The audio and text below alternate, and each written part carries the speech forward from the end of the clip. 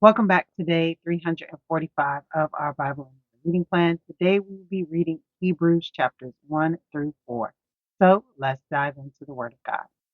Long ago, God spoke many times in many ways to our ancestors through the prophets. And now, in these final days, He has spoken to us through His Son.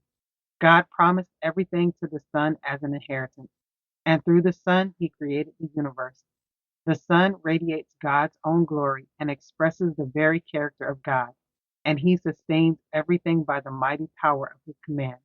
When He had cleansed us from our sins, He sat down in the place of honor at the right hand of the majestic God in heaven. This shows that the Son is far greater than the angels, just as the name God gave them is greater than their name. For God never said to any angel what He said to Jesus: "You are my Son. Today I have become your Father." God also said, "I will be his Father, and he will be my Son." And when he brought his supreme Son into the world, God said, "Let all of God's angels worship him." Regarding the angels, he said, "He sends his angels like the winds, his servants like flames of fire." But to the Son he says, "Your throne, O God, endures forever and ever. You rule with the scepter of justice. You love justice and hate evil. Therefore, O God, your God has anointed you, pouring out the oil of joy on you more than on anyone else." He also says to the Son, "In the beginning, Lord, you laid the foundation of the earth and made the heavens with your hand. They will perish, but you will remain forever. They will wear out like old clothing. You will fold them up like a cloak and discard them like old clothing. But you are always the same. You will live forever." And God never said to any of the angels, "Sit in the place of honor at my right hand until I humble your enemies, making them a footstool under your feet." Therefore, angels are only servants, spirits sent to care for people who inherit salvation. Amen. That is the end of Hebrews chapter 1. And we see um, that the writer is talking about Jesus and reminding the people that, Jesus is God's son and that Jesus is a superior to the angels. And he goes on to talk about how God never said any of the things that he said to the angels, um, as far as like calling them their son and referring to him as their father. And then he goes on to tell us that angels are ministering spirits, but Jesus is supreme to the angels. All right, let's go on to chapter 2. So we must listen very carefully to the truth we have heard, or we might drift away from it. For the message God delivered through angels has always stood firm, and every violation of the law and every act of disobedience was punished. So, what makes us think we can escape if we ignore this great salvation that was first announced by the Lord Jesus himself and then delivered to us by those who heard him speak? And God confirmed the message by giving signs and wonders and various miracles and gifts of the Holy Spirit whenever he chose. And furthermore, it is not angels who will control the future world we are talking about. For in one place the scripture says, "What are mere mortals that you should think about them, or a son of man that you should care for him? Yet for a little while you made them a little lower than the angels and crowned them with glory and honor. You gave them authority over all things." Now, when it says all things, it means nothing is left out. But we have not yet seen all things put under their authority. What we do see is Jesus, who for a little while was given a position a little lower than the angels. And because he suffered death for us, he is now crowned with glory and honor. Yes, by God's grace, Jesus tasted death for everyone. God, for whom and through whom everything was made, chose to bring many children into glory.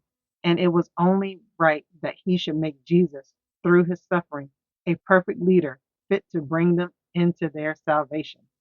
So now Jesus and the ones he makes holy have the same Father. That is why Jesus is not ashamed to call them his brothers and sisters. For he said to God, "I will proclaim your name to my brothers and sisters. I will praise you among your assembled people." He also said, "I will put my trust in him." That is, I and the children God has given me. Because God's children are human beings, made of flesh and blood. The Son also became flesh and blood, for only as a human being could he die, and only by dying could he break the power of the devil, who had the power of death. Only in this way could he set free all who have lived their lives as slaves to the fear of dying. We also know that the Son did not come to help angels.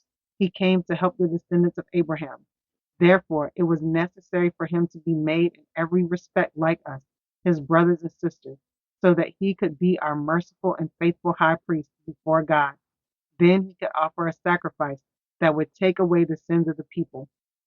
Since he himself has gone through suffering and testing, he is able to help us when we are being tested. Amen. That is the end of Hebrews chapter 2. And we see this beautiful theology of why Jesus came down from heaven to earth to die on the cross for us. Because that is the only way that he could have paid the penalty, was for him to come down in the flesh.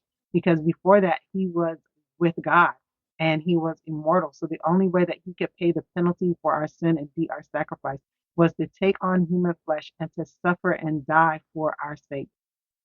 But all right, let's go on to chapter 3. And so, dear brothers and sisters who belong to God and are partners with those called to heaven, think carefully about this Jesus, whom we declare to be God's messenger and high priest. For he was faithful to God, who appointed him, just as Moses served faithfully when he was entrusted with God's entire house. But Jesus deserves far more glory than Moses, just as a person who builds a house deserves more praise than the house itself. For every house has a builder, but the one who built everything is God. Moses was certainly faithful in God's house as a servant. His work was an illustration of the truths God will reveal later. But Christ, as the Son, is in charge of God's entire house, and we are God's house if we keep our courage and remain confident in our hope in Christ. That is why the Holy Spirit says, today, when you hear his voice, don't harden your hearts, as Israel did when they rebelled, when they tested me in the wilderness. There your ancestors tested and tried my patience, even though they saw my miracles for 40 years. So I was angry with them, and I said, their hearts always turn away from me. They refuse to do what I tell them. So in my anger, I took an oath. They will never enter my place of rest. Be careful then, dear brothers and sisters. Make sure that your own hearts are not evil and unbelieving, turning you away from the living God. You must warn each other every day, while it is still today, so that none of you will be deceived by sin and hardened against God. For if we are faithful to the end, trusting God just as firmly as when we first believed, we will share in all that belongs to Christ. Remember what it says. Today, when you hear his voice, don't harden your hearts, as Israel did when they rebelled. And who was it who rebelled against God, even though they heard his voice? Wasn't it the people Moses led out of Egypt? And who made God angry for 40 years? Wasn't it the people who sinned, whose corpses lay in the wilderness? And to whom was God speaking when he took an oath that they would never enter his rest? Wasn't it the people who disobeyed him? So we see that because of their unbelief, they were not able to enter his rest. Amen. That is the end of Hebrews chapter 3. And we see this warning here in Hebrews to remember to keep the faith and not fall into unbelief like and disobedience like the people of Israel did when Moses had brought them out of the wilderness. It talks about their rebellion and how God punished them and how those that rebelled did not enter into God's rest. So this is something that we need to make sure that we're admonishing each other to do, to remember to stay in the faith, stay planted in the word of God, and to not harden our hearts and drift off into unbelief. But all right, let's go on to chapter 4. God's promise of entering his rest still stands. So we ought to tremble with fear that some of you might fail to experience it. For this good news that God has prepared this rest has been announced to us just as it was to them. But it did them no good because they didn't share the faith of those who listened to God.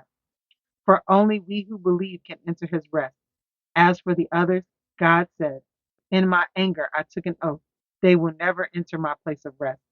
Even though this rest has been ready since he made the world, We know it is ready because of the place in the scriptures where it mentions the seventh day. On the seventh day, God rested from all his work.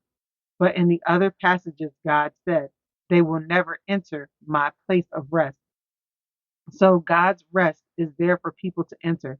But those who first heard this good news failed to enter because they disobeyed God. So God set another time for entering his rest, and that time is today. God announced this through David much later in the words already quoted. Today, when you hear his voice, don't harden your hearts. Now, if Joshua had succeeded in giving them this rest, God would not have spoken about another day of rest still to come. So there is a special rest still waiting for the people of God.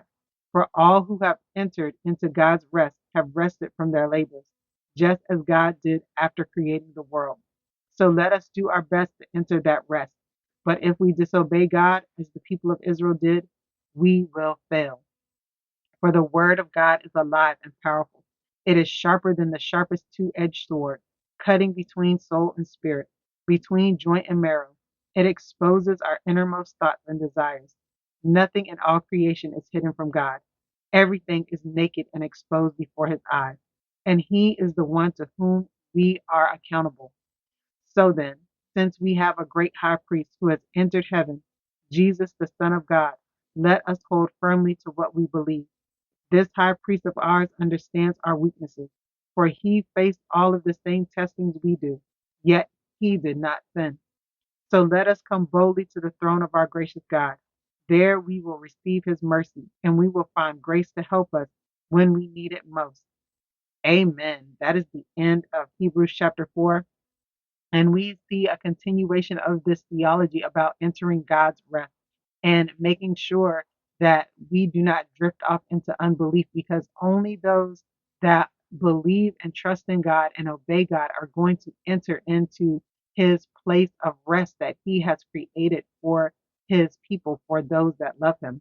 And then we goes on to talk about Jesus being our high priest and how he can relate to us because he came down in the flesh, bled, suffered, and died for us so that he can relate to us. But all right, that is the end of day 345 of our Bible in a Year reading plan. I pray that you are blessed by this reading. Don't forget to check out our reflection questions in the description section of the video. Like and subscribe to the channel if you have not already, and I will see you all in the next video. Have a blessed day. Bye.